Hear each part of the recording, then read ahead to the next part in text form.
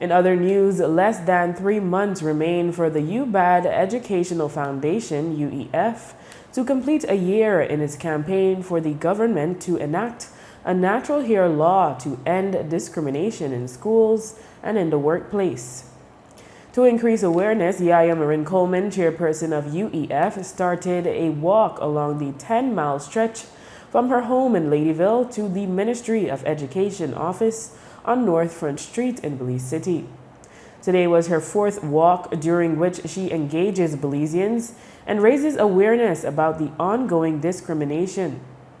On her 294th day of the campaign, Marin Coleman called out the Belize National Teachers Union, BNTU, and the Belize Association of Principals of Secondary School, BAPS, for not providing a response to letters sent on UEF's behalf by the Human Rights Commission of Belize seeking to find out their position on the issue. We just go along with that narrative that then got her back. Now, here's an opportunity for them to be challenged, and it's clear that they not got for we back. I understand that they have priority in teachers and the principals, but teachers and principals have children, family members, we go to school too. And this is not just about teachers and principals. This is about other Belizeans who attend school. So they have one duty, and not tell me, okay, I choose chingoma work, that you so focus on organizing in the interest of teachers and principal when it comes to the money, that we don't got time to respond back to nothing else, because that would appear on a very incompetent. That's how I feel about it. So this Saturday, I will not be participating in the wider public service rally on principle. I know that this don't have nothing to do with the other people, the unions that they organize, but I just say specifically when it comes to their unions, because they no respond to Human Rights Commission of Belize on behalf of UEF's BZE National Hair Law Campaign. That's the reason why I know they attend.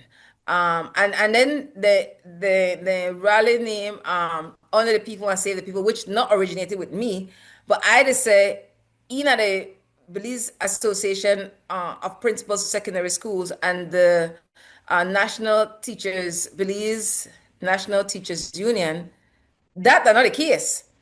They're not only the people that save the people, because that slogan really means that the majority of Belizeans recognize that we can't expect status quo people to advocate and look after for we best interests. And when I say status quo people, I mean like your area representatives, political leadership, your employers will oftentimes hire you, people that are managers of whatever you're the manager of. They're the status quo people. They hold the power and the influence to hire you, fire you, put you out of school, make life difficult for you moving forward. So as it relates to their two unions and the upcoming rally on Saturday, I just say only the people want to save the people, no hold true for them two unions, because they don't respond.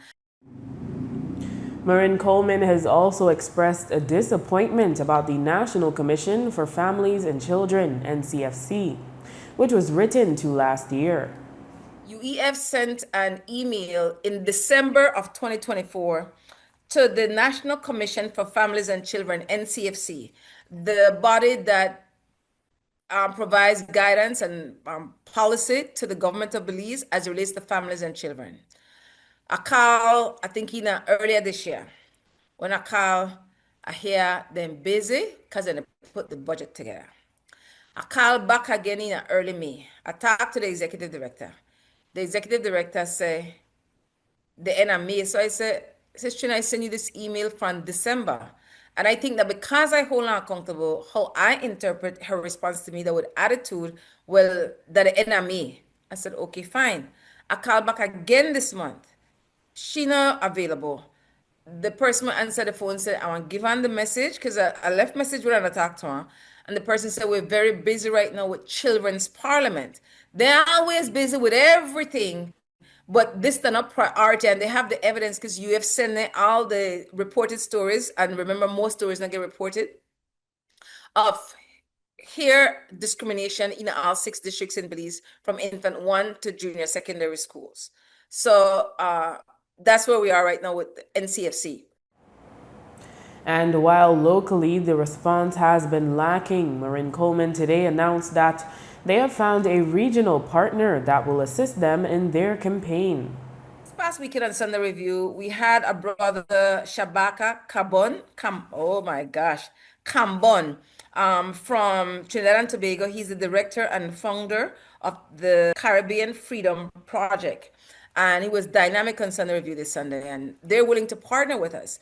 Now, the Caribbean Freedom Project made instrumental for Trinidad and Tobago change their hair policy. But one of the reasons why, besides they know that the position where UEF and our other partners and supporters take that one just one. They said that they learned since then past for their hair policy get changed. Similar to in the UK, when for the hair policy get changed, it not stop the discrimination from continue. So what I want encourage we to do when we make proposals for the law change, that for include one detailed and meaningful awareness education campaign for work on the attitude, mindset, and feelings of people who truly not understand why this is one human rights violation, our violation of the Constitution of Belize. We have on record former ministers of education, chief education officers, chief executive officers of the Ministry of Education coming out, giving lip service that it's a constitutional violation, yet they're not doing nothing meaningful for the violations. Marin Coleman intends to write the two new ministers in labor and education about the campaign soon. She also plans to begin the work to draft the Belize natural hair law to present to the government.